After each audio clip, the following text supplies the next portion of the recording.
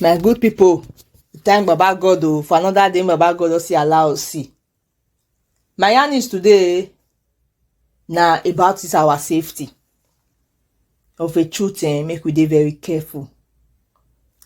As they talk and say na anytime we dey, at the same time everybody just dey desperate to make the money.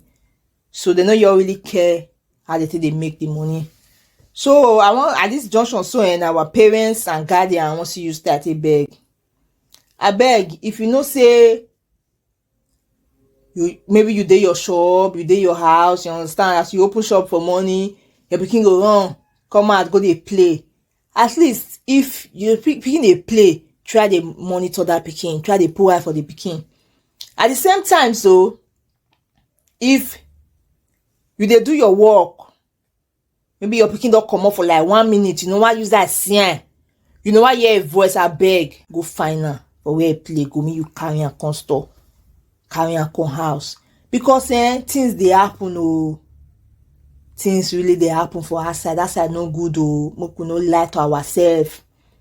Outside no just good at all. The way people dey do things, the way children take dey miss, no be good thing my people, no be good thing.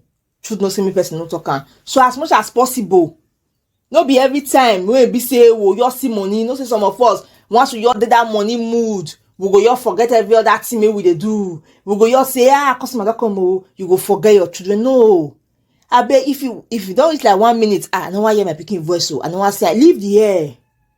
Say abeg madam I dey come brother I dey come, I wan find my pikin. Carry am come make you dey see am. No be say some of una your dey 2 hours your pikin go play comot. Most of una get child, una no go even wear pants. If pikin go your play go north, you go dey south, you go forget say your pikin don play comot. You no go wear pikin pants, you go dey use ordinary nyash take dey waka town. People wicked, the wickedness of the world now, e dey highest. Now everybody just be like say 90% of us just throw away our conscience. I want your money. So people don't really care the process of how the money take come. They won't just make am. So I beg, make we exercise caution for anything we dey do. Make we dey very careful for what we dey do. So as much as possible, because most time all these children no be their fault. They'll use biscuit to entice them, use anything to entice them. So as much as possible, as parents, as guardian, if pikin dey your care, abeg dey look am. Dey look am. I see they talk am again. If you dey your shop, if you know why hear your pikin voice, maybe he play comot with his friends for outside, maybe he go the next shop he play. If you know why hear a voice, say he talk, you know what say 1 minute don go, no wait for 2 minutes, go find am. Because I no go lie, outside no good. Things dey happen. Things dey happen because story when I dey hear no be story when e good. So my people, abeg, make una no miss this opportunity make una no miss this kind idea when I bring come. Abeg, I dey beg una. Outside no just good this period.